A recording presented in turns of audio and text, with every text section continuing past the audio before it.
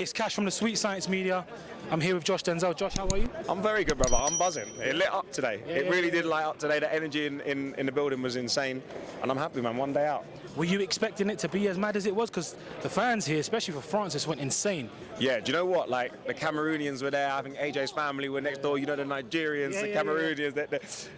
The whole of I didn't expect it. And because, you know what? Like, it's been quite quiet. It's been quite chilled for this whole week. And then suddenly, bang. And I love it, man. And also, you can see the fighters react to it. You know what I mean? There's a little bit more needle in the air. They're one day out. They're 𝗕𝗺𝗁. You speak to them and they're like, you know what I mean? It's short. But I like it, man. It means the fight week is here. Yeah, we're less than 24 hours away now. You saw both men up on that stage looking in incredible shape. I mean, they're always in shape anyway. Bless you. No, that's all good. We saw them both on the stage looking in incredible shape.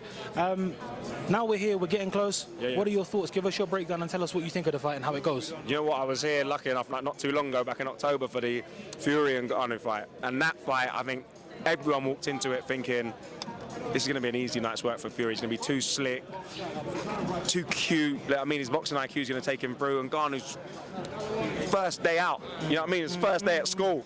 And I thought he was going to get taken to school, but he was incredible. You know what I mean? I think he was a much better boxer. He surprised everybody with his patience and with his ring IQ and ring generalship. And I think it also confused Fury. I think Fury had a terrible night. Don't get me wrong. I think Francis had maybe the best night of his life. And Fury had one of the worst nights. I don't think you'll see Fury that bad again. But what it did prove is he has power and he can hurt you even if he clips you. And I think that's dangerous. So in this fight, I've been and ahhing on how I think it's going to finish, but this ain't going to points, man. This ain't 10-rounder. I think France is going to come out a little bit faster. I think he's going to try and put it on AJ a little bit and see. There's been a lot of talk of resilience and heart. I think he's going to try and test AJ. But I think that's going to leave himself open. I think AJ's going to catch him. I think he's going to wear him down. I think he's going to ping the jab off his forehead a few times, and then I think 6 to 9, I think he's going to do the business. 6 to 9, I think he's going to get to him. Okay, that's an interesting take because, again, I spoke to a few people here and everyone's been telling me they think AJ is going to try box off the back foot, stay away from him and try and get a points decision. I don't know why everyone thinks this. Do you know what? I don't think that's the best decision. I think because there's so much riding on this, and you speak to the fighters, and even when I was hosting a press conference, you always go, listen, the man in front of us, Tyson Fury, that's the prize, that's the candle on the cake, that's the cherry on top of the cake. But it's so much. And I know AJ, I remember being here for the second Usyk fight and watching the post-fight press conference. He was visibly emotional because he couldn't give the boxing fans the fight they wanted, which is AJ against Fury. And that's the fight that we've been wanting for years. But that's why they're thinking, listen, just take it easy and win. Do the Ruiz. We came here for Ruiz.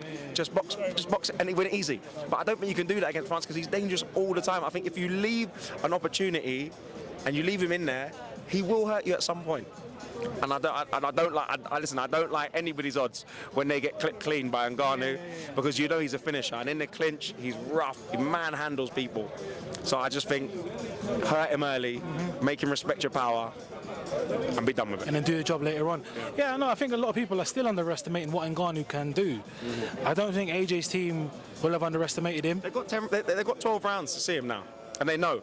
It's not a surprise. I think when Fury came out, he was like, hang on a minute, who's this guy? This ain't the guy that I've seen.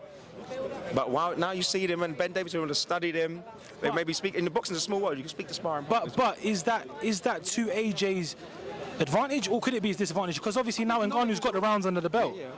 So I think if Ngannou was always that good, Ngannou, how much better, you know, when you say, like, when fighters change trainers and they got, you know, one camp to try and change their style, and you know what, I'm fighting a southpaw next. You don't just learn, like, look at Joe Joyce, you don't just learn to fight a southpaw in a camp, right? It's like, how much more can you do in this 4 or 5 months? It's like, I think, but AJ now he can see, he go, cool, he might have these feints, these tells, you know what I mean, when he goes to throw the jab, he likes to step it, you know what I mean? Like, I think there's a lot more, knowledge is always power, and I think that's always to AJ's advantage now that he's seen 12 rounds against one of the best. Josh, thank you for your time, I appreciate that breakdown, that was brilliant. Thank you very much. And we'll catch you there tomorrow night, brother. Pleasure, bro. Thank you, Good to see you, man.